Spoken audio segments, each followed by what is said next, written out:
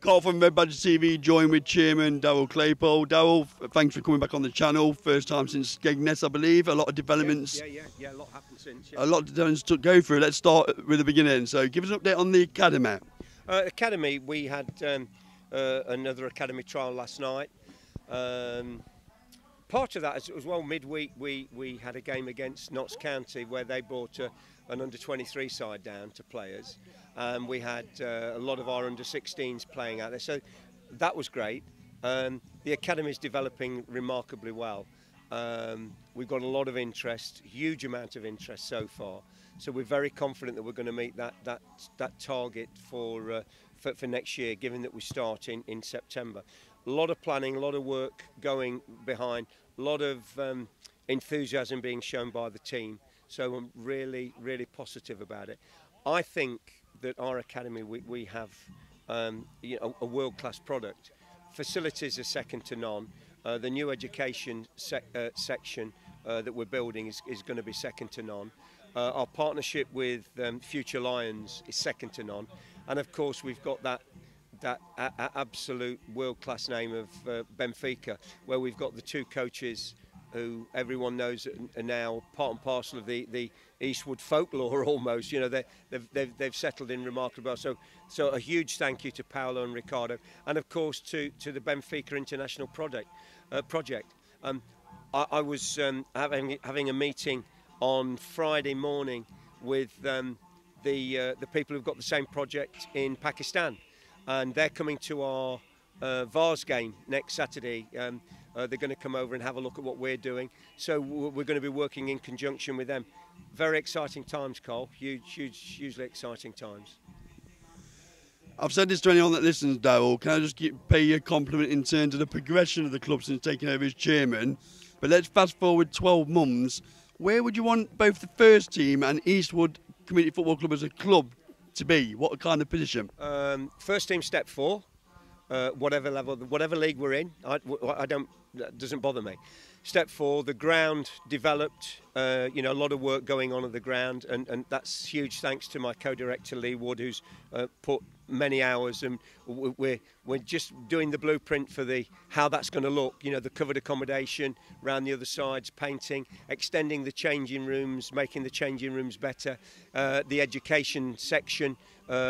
And looking at the car parking, that's a huge problem for us. Looking at the car parking, looking at the corporate facilities, looking at the bar, the venue, Paddy's Bar, looking at all of those, how we can make a difference.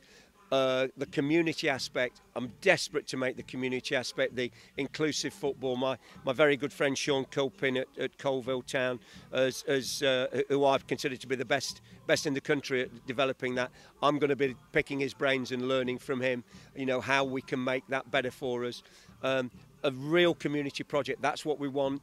The academy, I want 100 kids in the academy. I want to see first team players who have developed through from our academy. I want to see players like young Isaac in the first team. I want to see Jack Messam making regular appearances for the first team. I want to see homegrown players being part and parcel of the first team. That's my ambition, that's my dream, that's the focus, that's where the attention's going to be. That we create a truly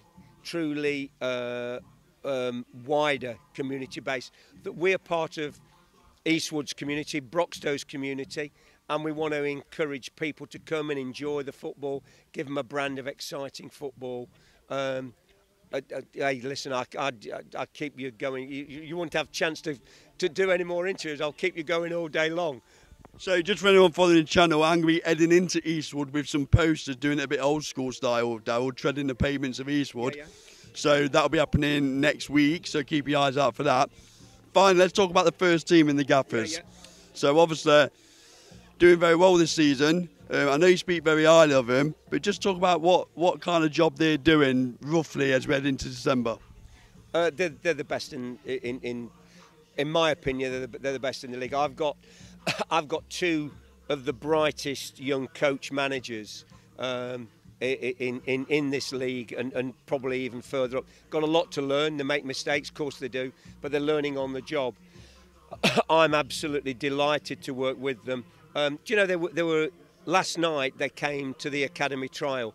On Wednesday, playing Notts County, that could have gone to development. They managed and coached that team. That says everything about them. I have conversations with the managers every day of the week, 7 days a week, including Sunday. We'd have a bit of a debrief. I've never been in a changing room yet. That's not my role. My role is to have a chat as a fan, ask them why they've made decisions they've made, and they give me very good, valid reasons why. They get a bit emotional, but it's a very emotive subject. Football, it's an emotional game. Well, it's passionate. Of course, they're passionate. We talked here, we're at Newark, as you know, here today, and a year ago, they sat here till about 7, 8 o'clock at night in the bar because they were devastated. We came here and got beat 4-0. That was their second game as managers. Look at us now. We we're up among the top end of the table, and that's a testament to what they've done. They've done it on a relatively small budget. Anybody who thinks that we're paying daft money, then think again. We're not. We're paying below market. I know there's a lot of clubs in this league paying a hell of a lot more than we're doing. Our guys are doing this because they're damned good at what they do. My big task is to keep them for next year, because if I was a chairman of a Step 4, Step 3 club, I'd be saying, let's have a look at Bawley and DT, let's have a little look at them. But the only advice I'd give you, if there are a chairman out there looking at this, don't bother. Don't, because they belong to Eastwood Community Football Club. They're ours. Yeah, but yeah, I love them both to bits. Yeah. Daryl, exciting times both on and off the field.